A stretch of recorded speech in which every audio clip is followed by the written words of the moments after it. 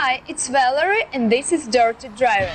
I, for example, usually drive in Cadillac Escalade. I don't want to care about AMG lines, about M lines and all the more about RS lines. I'm a mother of two beautiful boys. Now I prefer cars with a big trunk, soft suspension and a very comfortable interior. You ain't want to drive very fast when your children are in.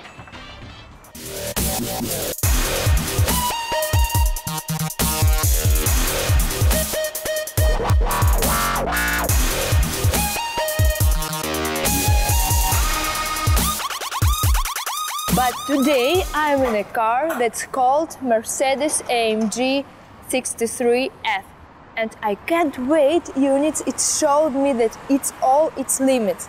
This car reached 60 mph in 3.7 seconds.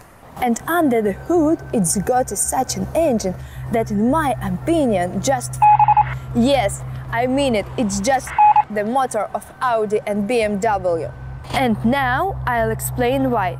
The thing is, when the crisis sparked off, all the companies that lacked money got immediately. The BMW by not starting the development of the new atmospheric 6.1 liters 700 horsepower engine, but they put their old 4.4 in M5, M6, in X5M and X6M and let them survive. Remember the engine called M157, that very engine that was used in GL, that was used in automobile of S-Class in 2021 body, which weren't imported into Russia. But it's not the same motor one can mix up with 5.5 compression that was installed in GL or AMG series. It's completely different engine. M157 is the 5.5 engine that was enhanced turboed and turned into a masterpiece. This engine, when tuned, can be changed from a stock one into a monster. It's possible to get 120 horsepower and 300 torque here. And it's virtually mind-blowing. And this crisis didn't scare Mercedes, nothing scared them. And it's possible to make such an engine only if you have a good strategy. For now, this is the most powerful engine in this line. Neither BMW nor Audi one can reach this engine. And now I'll show this to you.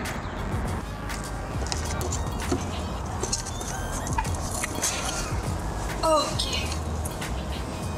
The interior of this car doesn't really stand out.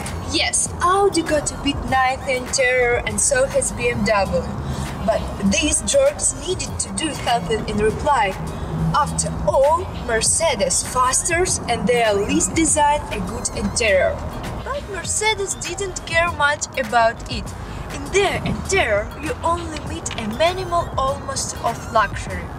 From the outside, it's really hard to tell this car from a usual E-Class. Maximum what you can is distinguish the gear stick and maybe the seats. That's all.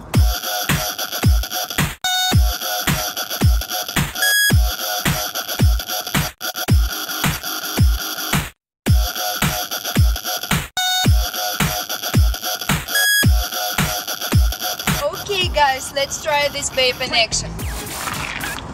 You can mix this car up with the usual in the traffic, because half of Moscow is flooded. This is an AMG package.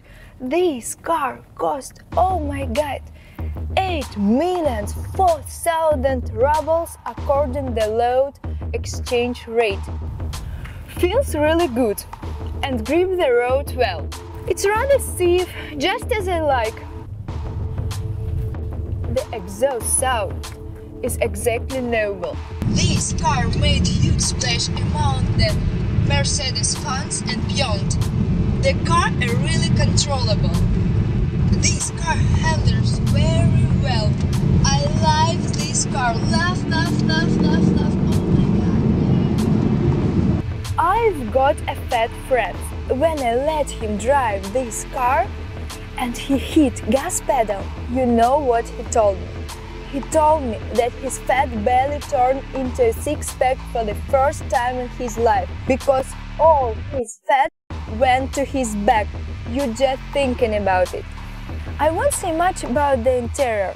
I will just repeat myself. For this money, I think the Mercedes could have put more effort, but they choose not care. You know, it's like what I look like shouldn't bother you as long as I and bring money home. Okay, let's try the 60 mph in 3.6 seconds.